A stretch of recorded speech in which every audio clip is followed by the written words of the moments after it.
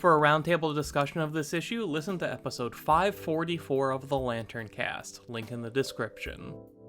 Hey, public service announcement before we get started. If you're like me and you enjoy taking a look at DC's monthly solicitations for upcoming comics, stop reading the descriptions of the Green Lantern books.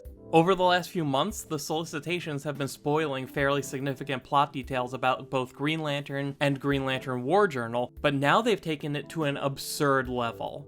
On your screen right now is the solicitation for Green Lantern War Journal number 7. I have redacted all of the spoilers, both to save you from being spoiled like I was, and to make it blatantly clear how ridiculous this has become. There is no excuse for this. The desire to find out what happens next is a major draw that keeps people coming back for each new issue, and for as much as I've been enjoying the current crop of books, this kind of thing seriously diminishes my enthusiasm for upcoming issues. Do I even have to read issue 7 of War Journal now? I already read the solicit, and that's half of the issue's script. Which is why, going forward, I will not be looking at any solicitations for upcoming Lantern books. And if you don't want to be spoiled, you shouldn't either. At least not until DC gets their act together. But for now, let's just focus on the new issue that's right in front of us. Green Lantern War Journal number 4, written by Philip Kennedy Johnson with art by Montos, colors by Adriano Lucas, and letters by Dave Sharp. The title of this issue is Rebuild. On the planet Durla, we're introduced to Lord Premier Tharos, a high-ranking political leader who Philip Kennedy Johnson used in his Action Comics run. Tharos used his position on the United Planets Council to effectively keep the United Planets out of Mongol's way, resulting in entire planetary populations being decimated and enslaved by Warworld. He rose to the rank of Premier thanks to contributions from the richest family on Durla, Varen's family. And now word has reached Tharos that Varen has gone missing, and was last seen illegally operating on Earth inside the quarantine zone. Tharos is furious. He made Varen a lantern in the first place to gain favor with Varen's family. If anything happens to Varen and Tharos loses his family's support, he won't be premier for much longer.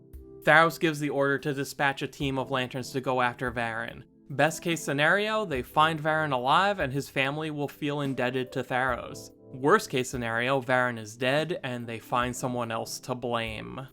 This is such a short scene, only 3 pages, and yet it manages to paint such a clear picture of the political corruption eating away at what the United Planets is supposed to stand for. I do worry that between Varen and Tharos, they're vilifying the United Planets a little too much, though it's worth remembering that pretty much every other member of the Council we've seen in the pages of Action Comics, Superman, and the previous volume of Green Lantern have been portrayed as genuinely good people who want to make the United Planets work as intended. It makes me wonder if the endgame here is to take the United Planets down a few pegs, so as to make a case for why we need the Guardians. Though, I don't know, I kinda still think that rampant political corruption is the lesser evil when you compare it to the multiple confirmed genocides that the Guardians are known to have committed over the years.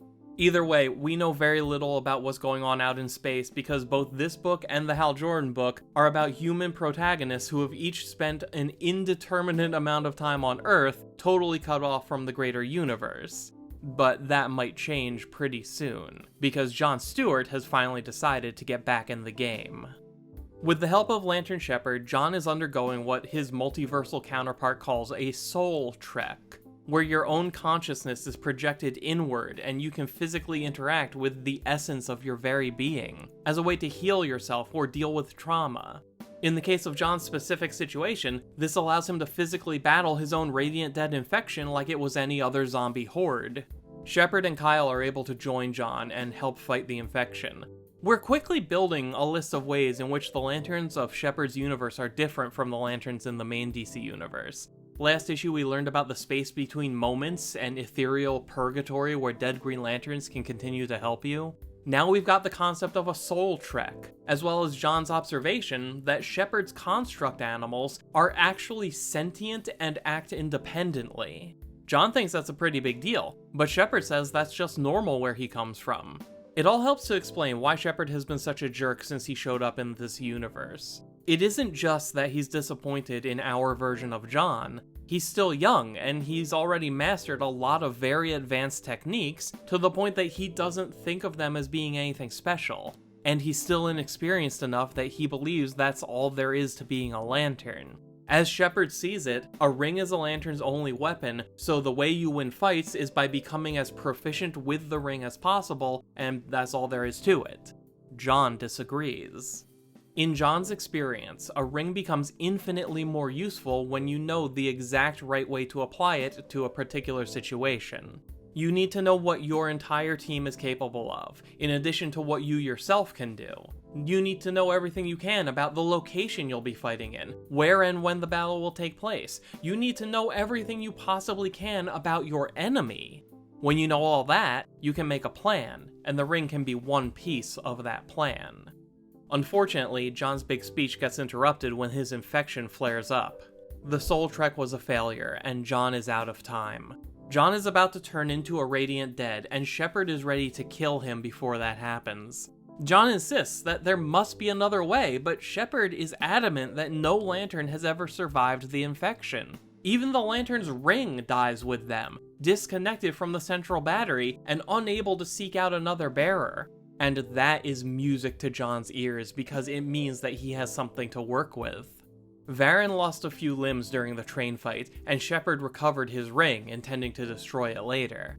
John takes the ring back to Steelworks, where John Henry and Natasha Irons try to jumpstart it with Genesis energy.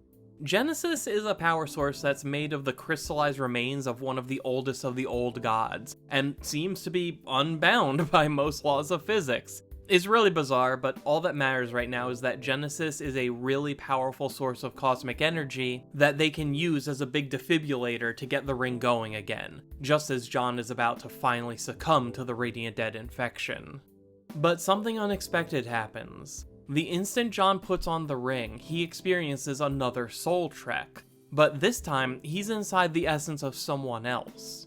It's a cold, desolate void filled with decaying bodies worshipping a literal dark star, which pretty definitively answers the question as to what that symbol on the Revenant Queen's ring was.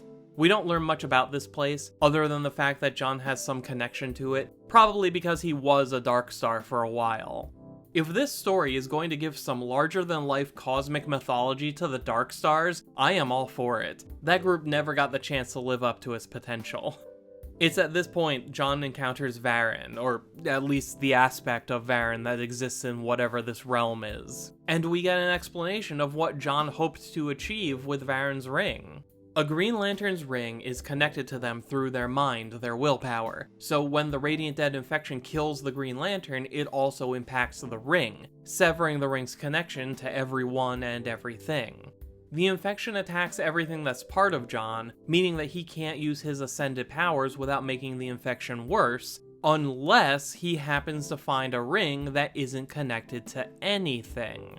By using Genesis energy to jumpstart Varen's dead Green Lantern ring, John can put that ring on and have an infection-free way to access his own power.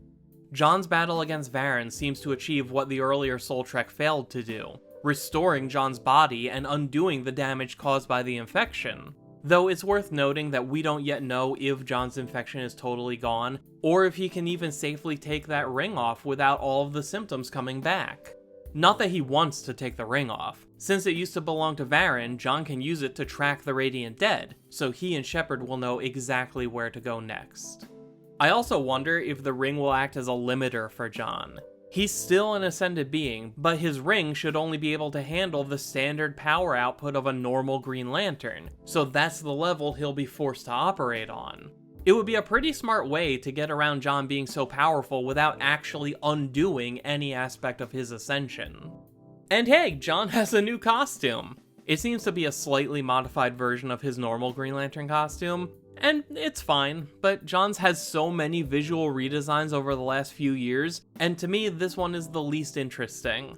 I'm sure it'll grow on me, though at the rate they give him new costumes these days, it might not have the chance to.